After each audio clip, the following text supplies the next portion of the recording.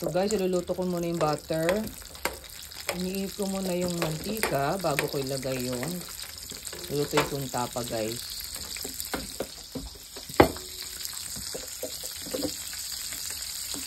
So guys, yung binabad ko yung tapa guys. Wait lang guys. Hintayin natin, hintayin natin yung apoy. Baka talasikan tayo guys eh. Ganyan guys.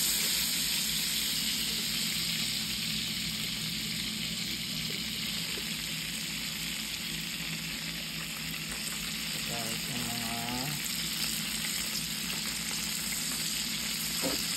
ikot na siya guys.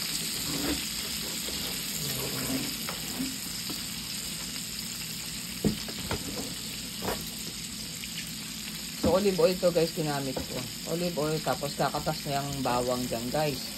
So, kahit sangagan mo yan, sangagan mo yung mantika na may katas ng bawang. Para ka na rin nag-chop-chop ng bawang.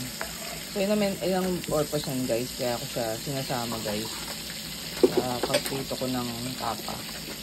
Tapang pork tsaka tapang baka to guys. Pinagsama ko na dito guys. Hiniwa-hiwa ko siya. Gamit ang aking matulis or sharpened knife. Guys.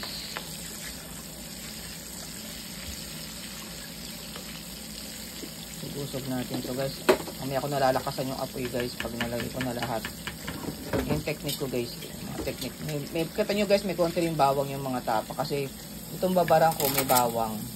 May bawang, merong lime and suka. And toyo. Gusto ko to guys kasi malambot siya guys pag ano mo, tender talaga siya pag kinagat-kagat mo na siya guys, pag luto na siya. Ayoko kasi ng karneng matigas guys, lalo hindi pwede kumain ng matigas na karne. Kung wala tender lang ako kumakain guys ng karne, like samgyeopsal.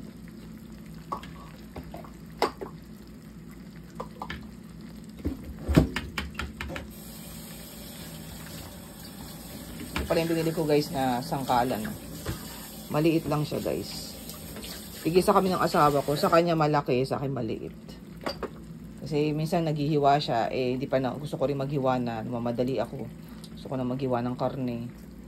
Na pangluto ko, ganyan. O kahit ano man. Gitna natin yung bawang. Ayan pala yung olive oil ko guys. Ginagamit. Kung na pinapakita, baka sabihin eh, nagpo-promote. This is not intended for promotion or for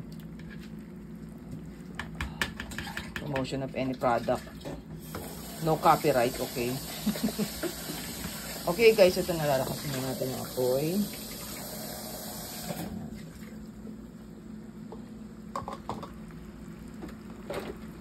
Takpan natin.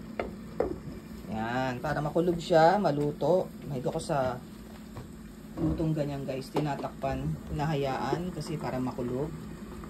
Pag nakulog yan, naluluto rin yung ibang parts ng karne. Guys, luto nyo yung aking. Dito ko siya isasalin yung half cook na mga tapa. Dito ko siya lalagay guys sa aking air fryer. Yan guys.